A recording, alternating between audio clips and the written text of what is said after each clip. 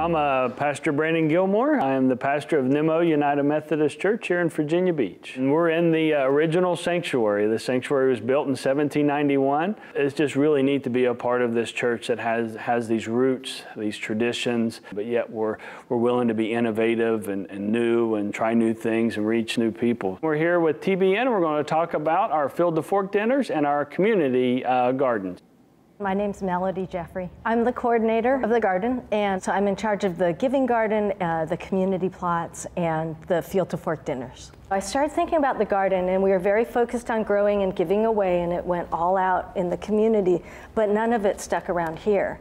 So I thought, you know, farm to table is a big movement. I'd love to go to a farm to table dinner. Why don't we do that? We have the garden. We could put on these dinners with kind of gourmet food and draw people to come and learn about health, but get them into our church. Melody approached me with this idea, and I watched This Old House, and right after This Old House is that Field to Fork thing up in North Carolina. I'm like, sure, I know about that. And I think it's a pretty cool idea. It's one of our core values, being involved in missions, being the hands and feet of Jesus Christ in ways that are real, relevant, and not putting off, and whether inclusive and bringing people in.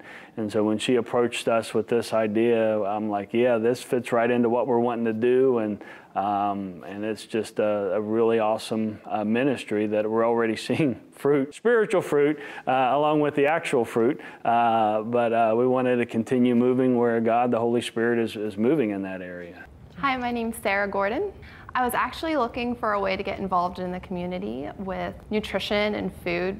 I am a clinical dietitian, so I really wanted to get out there and work with other people and learn more about gardening.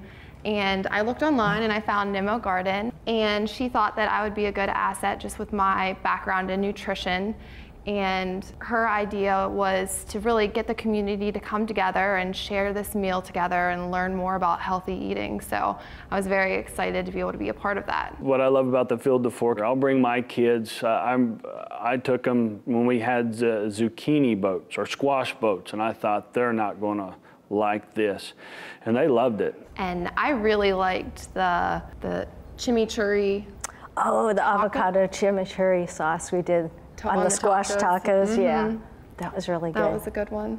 For our last dinner, we had an Easy Peach Crisp, which was gluten-free with almond flour, Thai veggie quinoa, and gazpacho with cucumbers and tomatoes from our garden. So at a Field to Fork dinner, it's a really great experience, not only for the people that come, but also for everybody that helps out ahead of time. There's something fun about working with your hands with people, and we'll share cooking tips because it is really fun when we cook together. We really collaborate. Melody usually will send an email out, or we'll meet together ahead of time to talk about what kind of produce we have out in the garden and what would be a good theme for the meal. We try to decide on something that's going to be healthy and nutritious, really nutrient dense, so lots of vitamins and minerals, and try to cut back on the bad fats and add the good fats in, and have healthy sources of protein. So I think they really enjoy trying new things, and then maybe they're not going to like everything, but then they can take something with them and go home, and maybe that'll be a new staple for them.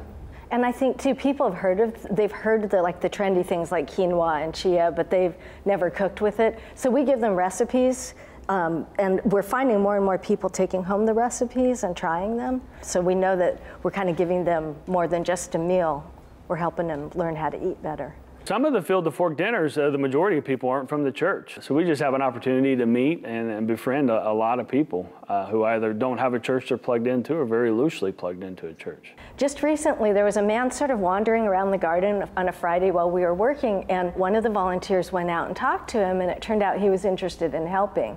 So he started coming, and honestly, I think there's people looking for community, because he definitely enjoys the companionship of everybody. So he's come to the dinner and he's helped at the garden, and he's sort of become a regular. We'll have half Nimmo, half friends and family, because what we're finding is a lot of people invite their neighbor or their friend. I know I personally don't go to Nimmo Church, and a lot of my friends and family will come, so I just feel like we have such a wide audience that wants to be a part of it and wants to see what we have going on. The church has to go out to the community, and we have to be, again, real and relevant, to meet people where they are and to build relationships of love and support. The hope is that people ask, what's different about you? Why are you helping me? Why are you doing this? And we can share, well, it's Christ in us. It's what we do as Christians.